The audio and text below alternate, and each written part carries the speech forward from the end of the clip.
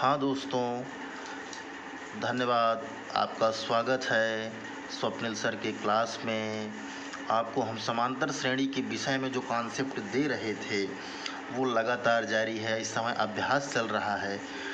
तो इसी कड़ी में एनसीईआरटी की कुछ अलग क्वेश्चन है। देखिए, आप ये मत देखिए क्वेश्चन का नंबर मैंने क्या डाला है क्या नहीं, इसको मत देखिए, ठीक है।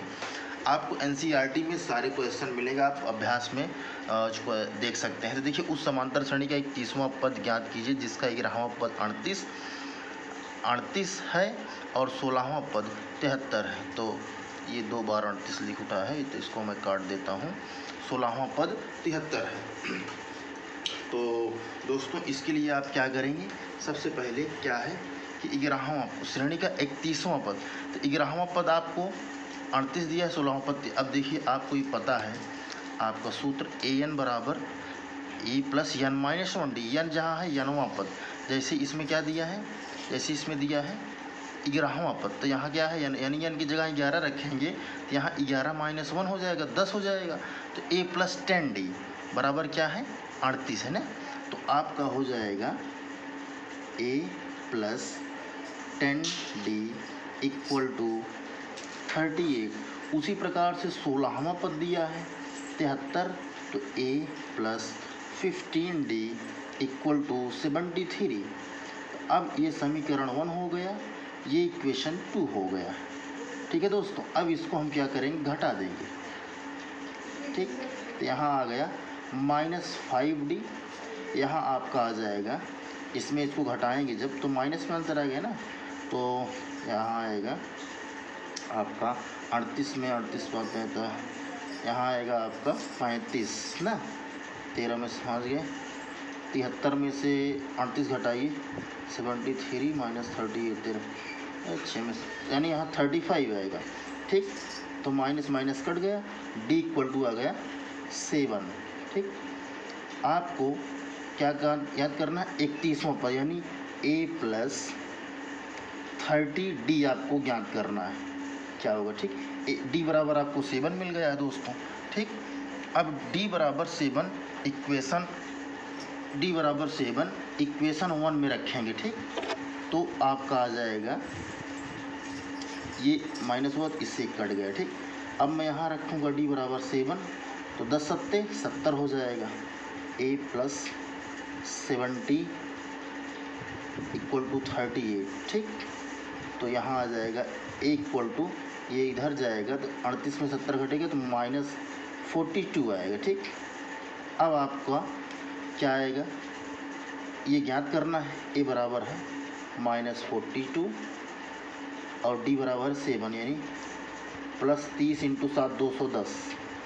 210 में जब -42 करेंगे तो 10 में से 2 गया 8, ठीक। 10 में से 4 गया 6 और यहाँ आ गया आपका 68, ठीक है। 10 ये सही है, यहाँ क्या आ गया 168 70, ठीक है। तो ये यानी आपका इसमें पूछा था 16वां पद, 31वां पद क्या होगा, 31वां पद पूछा था, तो 31वां पद आपका आ गया 168, ठीक। ये आपका आंसर हो गया दोस्तों। इसी कड़ी में हम अगली सवाल में बढ़ते हैं। एक एपी में यानी एक समांतर श्रेणी 50 पद है ना, यानी n इक्वल टू पदों की संख्या कितनी है 50, जिसका तीसरा पद यानी an, फिर यही an की जगह 3 रखेंगे तो a प्लस 2d हो जाएगा। यहाँ क्या आ जाएगा a plus 2d equal to 12 और अंतिम पद यानी l इक्वल टू दिया है आपको 106। अब सूत्र होता है l equal to a plus n minus 1d, ठीक है। l बराबर क्या दिया है 106 दिया, ठीक। a आपका निकालना है, n बराबर 50, तो 50 में से 1 जाएगा तो 49 हो जाएगा ना, यानी 49d हो गया, ठीक। अब ये समीकरण हो गया आपका 2, ये समीकरण आपका हो गया 1। जब इसमें समीकरण 2 और तो आप हल करेंगे तो आपका आएगा a से कैंसिल हो जाएगा, d इक्वल टू आपका आएगा 2, आप हल करके देख लेना, विलोपन विधि से हल कर लेना। d इक्वल टू आपका 2 आएगा। भाई समीकरण 1 ये है, समीकरण 2 ये है। जब इसको हम घटाएंगे तो a से a क्या होगा, कैंसिल हो जाएगा। अब 106 में से 12 घटेगा तो -94 और 2d 49 माइनस 47, 47 दूना 94 हो जाए। ठीक है, d इक्वल टू 2। अब d इक्वल टू 2 समीकरण 1 में रख दीजिए, d इक्वल टू 2 तो 2 दूना 4, तो a इक्वल टू 12 माइनस 4 बराबर 8 आ गया। a इक्वल टू आपका 8 आ गया। आपको ज्ञात क्या है, 29वां पद, यानी आपको अब 29वां पद यानी की जगह 29 यानी a plus 28d, a plus 28d आपको ज्ञात करना है। तो a प्लस 28d क्या होगा, a प्लस 28d, a बराबर है 8 प्लस 28, d बराबर क्या है 2, 28 दूना 56, 8 64, यानी आपका A29 यानी 29वां पद आ गया 64। ठीक, ये आपका आंसर है। दोस्तों पहली और दूसरी सवाल मैंने आज आपको बताया। अब आपको हम अगली सवाल भी इसी कड़ी में बताते हैं, आप बस ध्यान से देखते रहिए। देखिए, एक AP किसी समांतर से तीसरे और 9वें पद क्रमशः 4 और -8 है, तो इसका कौन सा पद शून्य होगा। इसमें क्या लिखे, माना n वां पद शून्य होगा। ठीक, माना n वां पद शून्य होगा। ठीक है, तो तीसरा और 9वां पद यानी a प्लस 2d, तीसरा पद क्या है 4 और 9वां पद क्या है a प्लस 8d बराबर -8।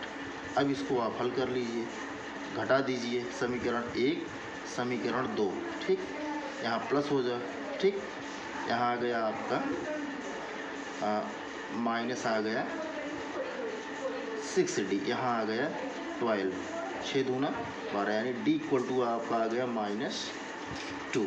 ठीक, d इक्वल टू आपका आ गया -2। अब d इक्वल टू -2 समीकरण 1 में रखेंगे तो 2 दूना 4, -4, 4 इधर आएगा, 4 4 8 हो जाए, यानी a इक्वल टू आपका आ गया 8।